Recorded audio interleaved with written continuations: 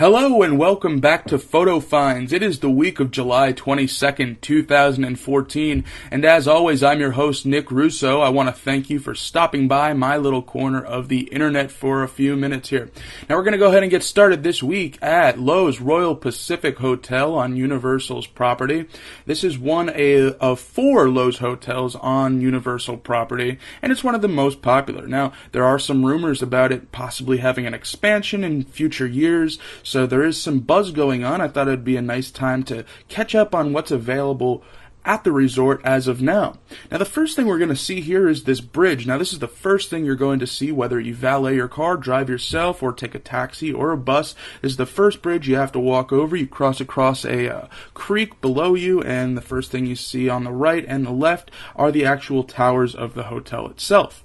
After crossing that bridge, you make your way into the main lobby. As you can see here, it's very warm, very welcoming, and open. It lets in a lot of light from that glass window in front of you, so it's a nice way to be welcomed into the hotel. Straight in front of you, and to the left and right, we have these decorations, very well themed. To the right above the staircase that will take you down to the lower section of the lobby, which we will soon see, we have this beautiful chandelier hanging above there. And over to the left, if you make your way to the left of the lobby, that's where the main check-in area is. Now, this is just one of the desks of the check-in area. There's also a smaller one toward the back, but this is the main check-in counter. Now, on the left and the right of the lobby are these entrances to the two towers. There are two towers of this hotel, one to the left, one to the right, and you go there depending on where your room is and take the elevator up to your room, of course. Over toward the back of the lobby is this seating lounge. Now, there's a ton of couches, ton of chairs here, and there's a lot of relaxation opportunities over here, which is good, and I'm sure this place is bustling at night because there's also a bar located over here. I recall seeing a sign over here saying that this was also a sushi bar. I don't know about that. That might have been directing you to another place on property, because this definitely only looks like a cocktail bar to me. Over more toward the entrance of the hotel lobby, they have two gift shops. One of these is called Moss, as you can see here, and this is where you'll get your more island-themed memorabilia and gifts. Over to the left of Moss is actually the Toko gifts. Now, this is more of your Universal store where you'll go and get your Thing 1 and Thing 2 shirts, as you can see, some Despicable Me merchandise. It's essentially a Universal store, which they have to include, of course. Now, outside of Toko Gifts, they had a Wizarding World of Harry Potter Diagon Alley t-shirt featured outside on the racks. One of the things that the Royal Pacific is kind of known for is its atrium and courtyard outside. Now, on this particular day, it was extremely hot. It felt like well above 100 degrees, so I didn't spend much time out here, nor did anyone else, but it's a nice place to go. There are some benches out here when you want to just hang out outside and not go by the pool, and it all features these water-flailing elephants. Alright, now we're going to head downstairs, and we're going to get a look at our restaurants here. We have a few, but the first is Jake's. Jake's is an American-themed restaurant. It's very open, very warm and inviting, very casual. Over to the left of the restaurant, they have a small stage for acoustic sets, nothing full band, I wouldn't imagine. It's not that big of a stage. Over to the right is the bar, nice looking bar, not too many seats, just a few. To the left of the main entrance of Jake's, they have this little area for seating here. I think this is just where you sit when you're waiting on a table. I don't think this is part of the lounging environment for the bar. Across the way from Jake's is Island's Island's dining room, and this is more upscale. The most upscale restaurant on property is Emerald's, but we'll see that soon. Island's is kind of a combination between sit-down and buffet. We'll see that. Now, here's the menu, so you can choose some starters and steaks and things like that, but there also is a buffet element to the restaurant, which we'll see. Here's the dining room itself. Tons of seating. It's a very big dining room. Lets in a lot of light, so it's very open, very vibrant during the day, and probably very nice at night as well. I've never seen it at night. Here's one of the rooms that has a very long family-style table. They have some of these rooms off to the side, off of the main dining room, which we'll see another one in a second. Here's that buffet room So you can order off the main menu, or you can include yourself in the buffet experience. Some burners out here, of course, being unused right now. Now, the restaurant wasn't closed at this time. You could walk through. I guess it was closed, but you could walk through from the pool area and back to your hotel room, so you could walk through. More of the dining room here.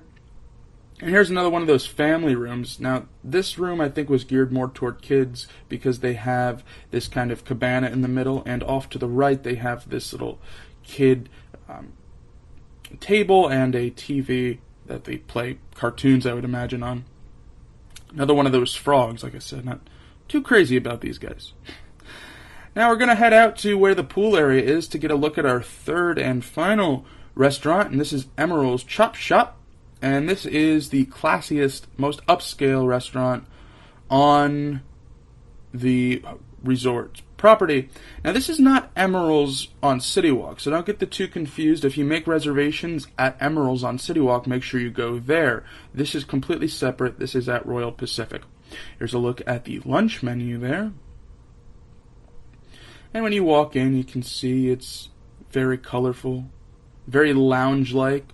It's not like the other two. It's not like Jake's or Islands. You would dress up to come here for both lunch and dinner. It wasn't very alive right now, and it's a pretty big place. Right now, they kind of put this curtain up here to the right, so they cut down on the size of the restaurant because they don't need to keep this whole thing open. They draw this curtain, I believe, after lunch service is over, and they open it up for dinner. Here is an outside view of Emerald's Chop Shop. And now we're going to start our outside portion of our tour. I'm just going to get a look at the pool here. It's not an extremely massive pool, but the theming is nice. Of course, they have this Royal Bally Sea kind of ship here. It's the kids' play area. They always have some water out to keep their guests hydrated, of course. That's something Universal does really well. And of course, Disney does that too, but we're talking about Universal right now. Now, here's where you get your ice cream outside. They also have a bar out here. Didn't get a shot of that, though. The Lagoon Pool hours are from 8 a.m. to 11 p.m. Now, after 11 p.m., you can't go in there, so keep that in mind. Universal is kind of strict about that, so just know that you have to be out of the pool after 11. This is the entrance and walkway to where you would take the water taxi, and we'll see the water taxi in just a second here. The water taxi takes you from the Loews hotels over to CityWalk, where you would go to the theme parks, if you didn't know that. Now, Royal Pacific is where they park the water taxis when they're actually not in commission, so I believe this is where they service them too. But yeah, when they don't need all of their taxis at once, this is where they park them over here. Another thing Royal Pacific is kind of very well known for is this plane that they have outside, just one of their big theming elements in the lagoon. Now, this is not something that you're necessarily interested in or anybody would really see at Royal Pacific, but I wanted to get a few shots of the convention center and meeting rooms down here. It's a very big area of the hotel. So if you are in need of meeting rooms, you might be interested in this. They have rooms ranging from the large to the small, and it's a nice place for the business guest at the resort. Now, out back of the business center, here we're just in the parking lot toward the back. It's a very small parking lot, but we're out here to see the construction that's over to the side of the Royal Pacific. Now, it's too early to speculate on exactly what they're doing, but there are some rumors here that this is maybe a water park that they're building out here next to Royal Pacific. And if that's actually the case, the foundation that they're putting in wouldn't make sense because they're raising up the foundation quite a bit. So if they are building a water park here, it would make sense that they're building the foundation high up so that they can dig deep and not hit water, since we are, of course, in Central Florida. All right, heading over to CityWalk. The Scrim is still up on Cowfish. It's one of the last restaurants, or I think it is the last restaurant that remains to be opened in CityWalk's expansion. Hot Dog Hall of Fame is open, not necessarily thriving right now. This was lunch hours, so this would be the time when people would go get a lunch item like hot dogs. wasn't very alive right now, though. For those of you interested, they are playing sports, more particularly ESPN, up on this Jumbotron. I don't know if that's all hours of the day, but I did see that they were playing the World Cup here as well, so I believe that's all they're going to play here is sports, which would make sense. Heading into Islands of Adventure, they still have these commemorative maps, these guide maps out for the Wizarding World of Harry Potter. I don't know how permanent these are. I actually just thought these were going to be the commemorative maps for opening day of Diagon Alley, but I guess they are keeping them just to remind guests that the expansion does exist.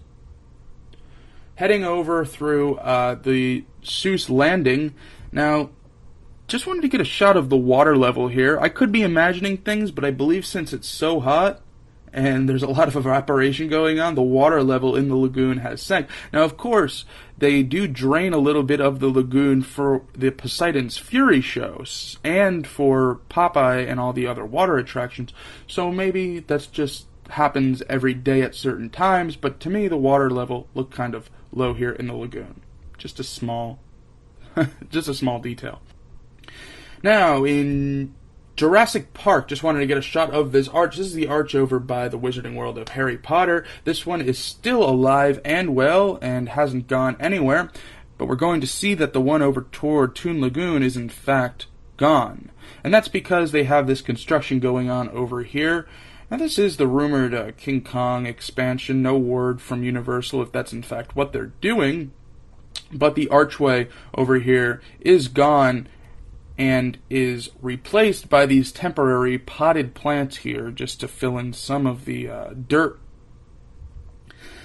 And just a peek through the fence here, you can't see much of anything, but there is an opening in the fence that I could stick my camera through and see. It's just kind of foundation being laid out in very early phases of development for whatever is going on in this space. Alright guys, that's going to do it for this installment of Photo Finds for July 22nd, 2014. I'm your host, Nick Russo. As always, thanks for stopping by, guys. And until next week, have fun. Bye.